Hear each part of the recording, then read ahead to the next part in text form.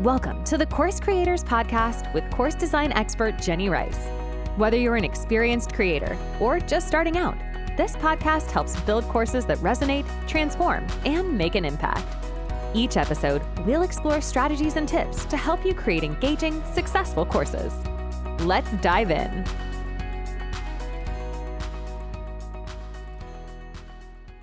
Hi, this is Jenny Rice from Course Creators Podcast. I'm so very excited about our guest today, Ken Lovering, instructor of Travel Copywriting Masterclass. So welcome, Ken. Well, thank you, Jenny. It's great to be here. I appreciate you having me on. Yeah, no, I'm really excited to have you here. Why don't we start with a little bit more? Tell me about yourself and your background. Sure. Well, I have been writing travel copy for about 25 years. I've taken all my experience and put it into the Travel Copywriting Masterclass, which has been going on for 2 or 3 years now.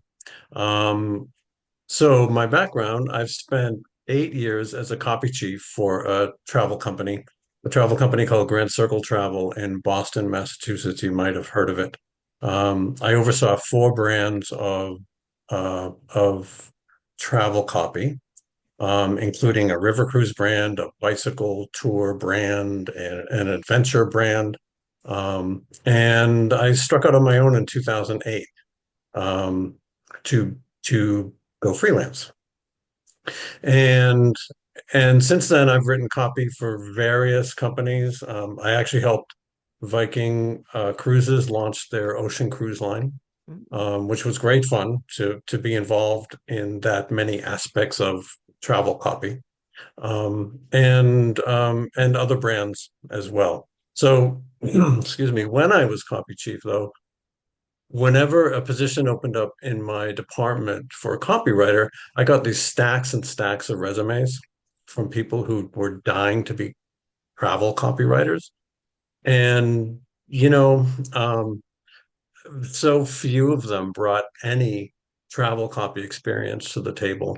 And I always brought in for interviews people who did have that travel copywriting experience.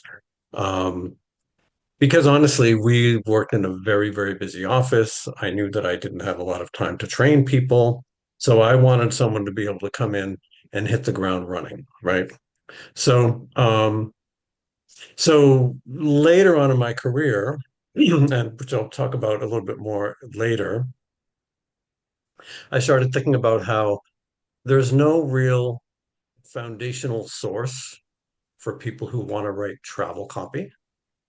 To learn how to do it.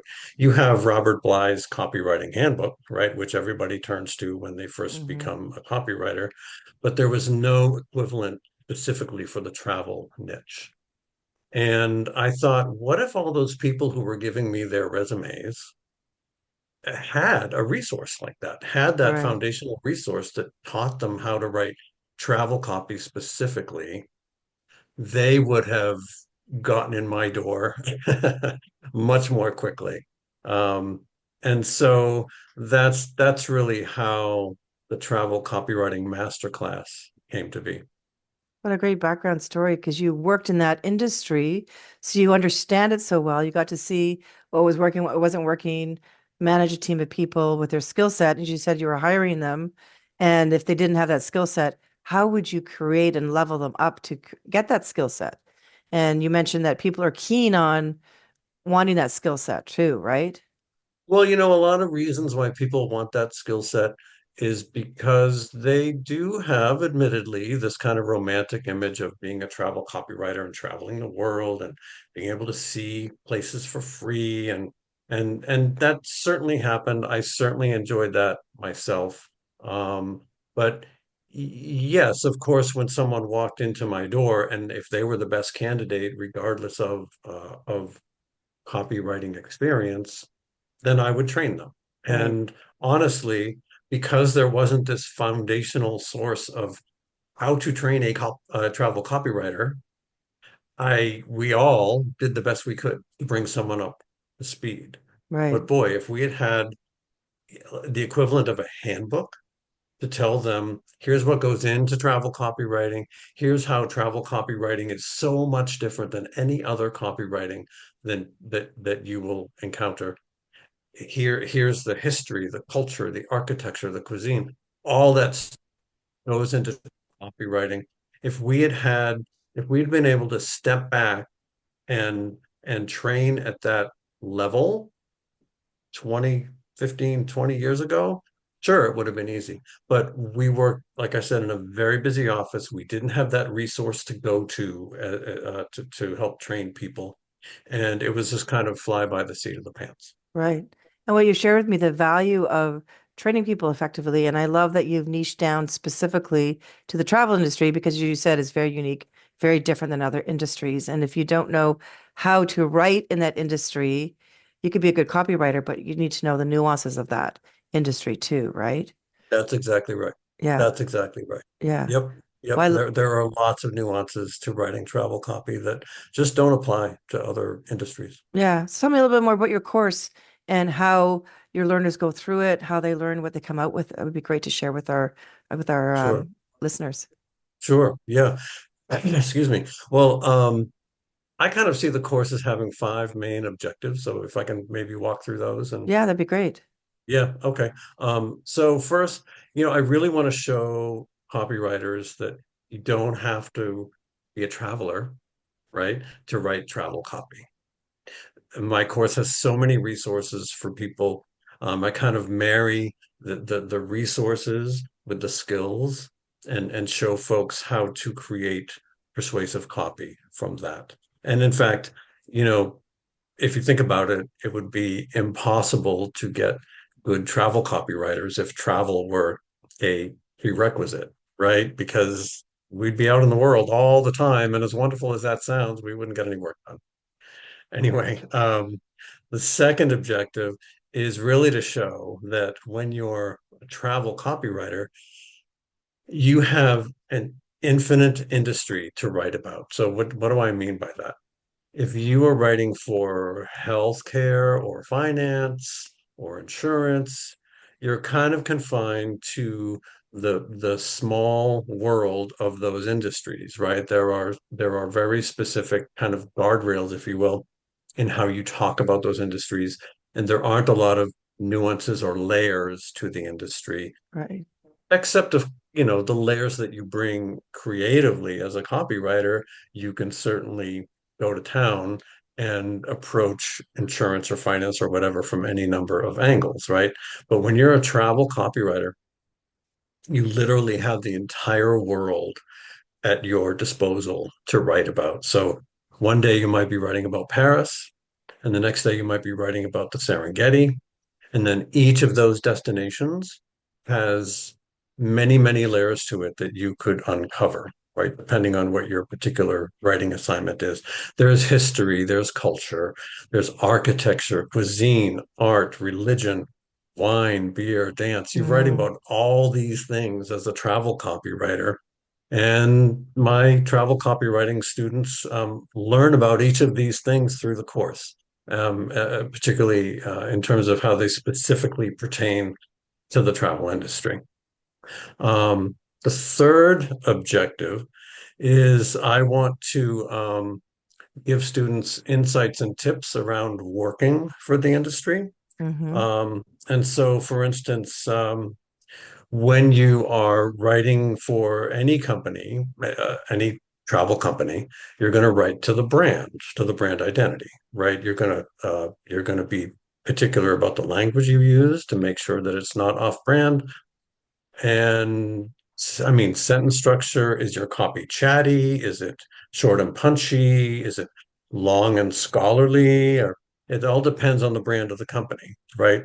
But what a lot of people don't understand or don't know is that destinations have their brands as well. Oh, makes So sense. now you're writing about a particular destination with its own brand voice in some cases, and then you're layering on top of that the brand identity of the company itself.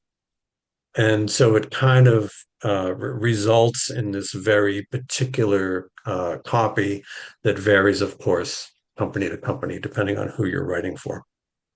What a great holistic approach. Yeah. Say that again? I said, what a great holistic approach of the whole everything. So, Well, yeah, yeah. I mean, uh, I think I want to circle back to that in a bit. What I love about writing travel is that it does have its holistic nature. Um, and just as a sidebar, it kind of reminds me of all these different types of travel that there are, right? People travel for so many reasons, whether mhm, it's to explore history, to explore architecture, to go on ancestry tours, and also to explore their own self, right, in a mhm. more holistic way, which is wonderful to write about as well. Yeah. Um, Fourth objective is I want to make sure that students have a portfolio at the end of the course that they can bring to a travel company, like a copy chief, like I used to be, right? When Hmm. I was looking for a travel portfolio with solid samples, no one had them. And I want this course to be able to help students create them so they can shop them around and get the gig that they want, whether you're a freelancer or a staff writer. And then um, the fifth, it's kind of about my mission for the course. I believe that travel spreads peace, love, and understanding, Mm. right? Rick Steves said that we become less afraid of each other when we travel. And I think that in today's world, that is particularly important to go out and experience different cultures, immerse yourself in different worlds, meet people who are not like you. And I think it kind of flexes your compassion and empathy muscle. Hmm. And my vision is that as a travel copywriter, I have a part in sending people out into the world so they come back with that different perspective and apply that empathy and compassion to their own communities and make the world a better place. What a great mission to put in that so that the copywriters are not just writing content, they're writing to make an impact. And, to have Yes, people travel with that intention and that experience, which is wonderful. yes, Yeah. yes.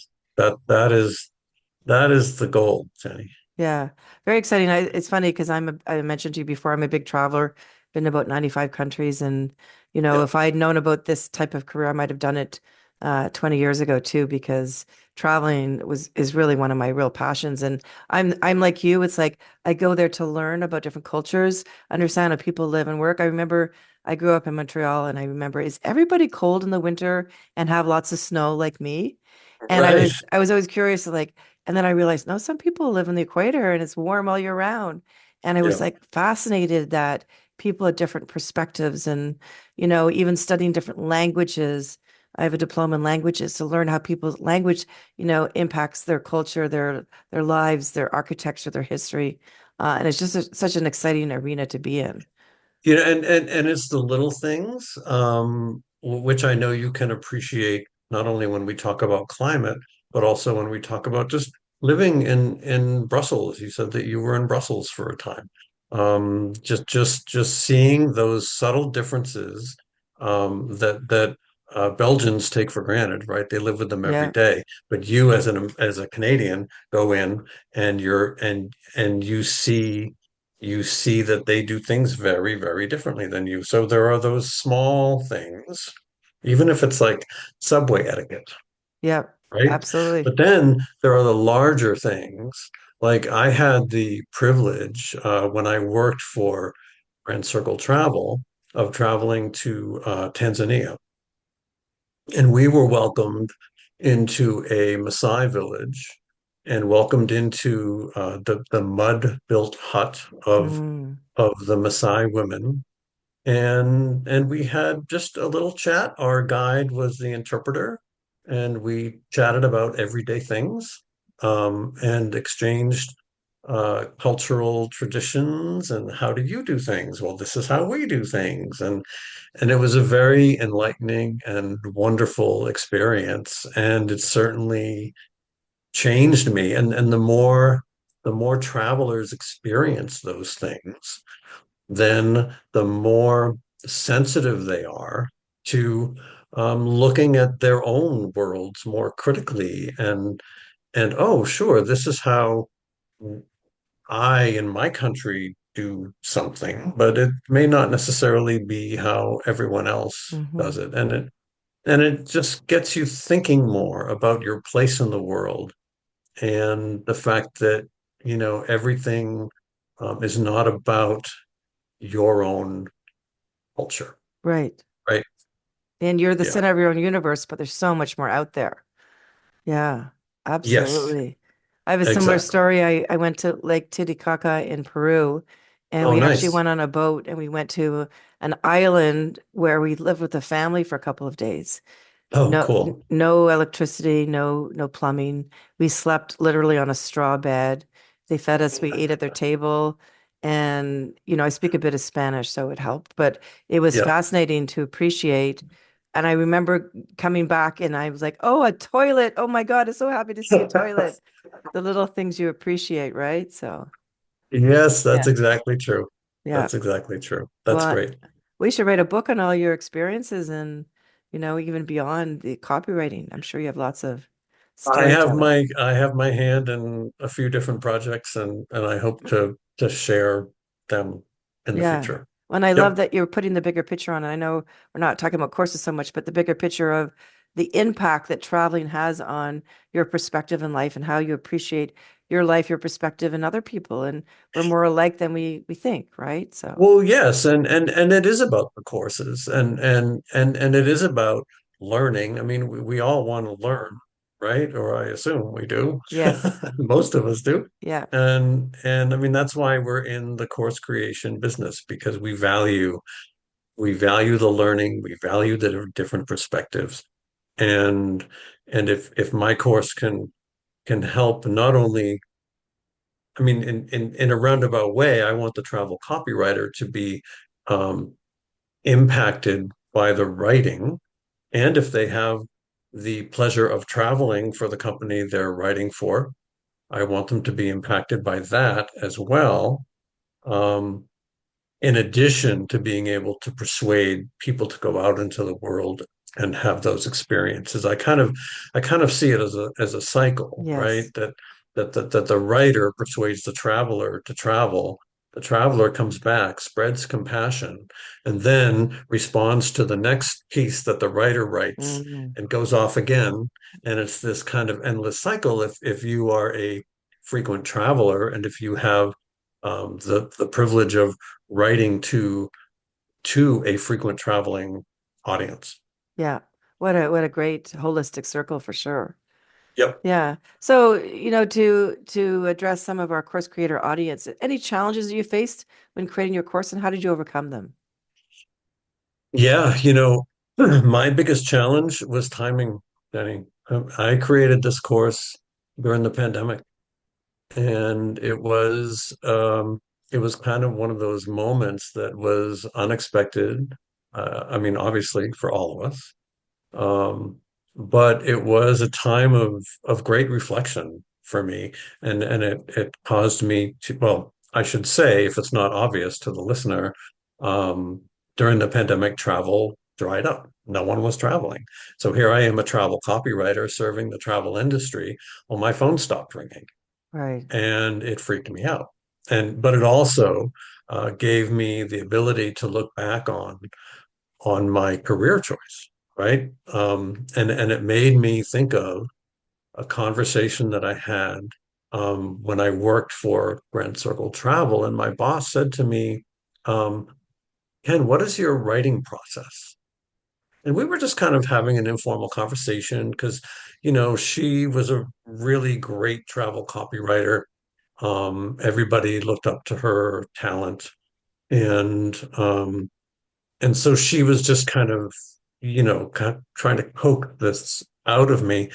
And I was like, I don't know what my writing process is because we work so darn fast that all we do is throw stuff together. And it's not that we throw stuff together and hope for the best. There's certainly some intention behind it, but we just somehow have faith that our final product is going to be good enough to put out into the world and sell travel, Hmm. right?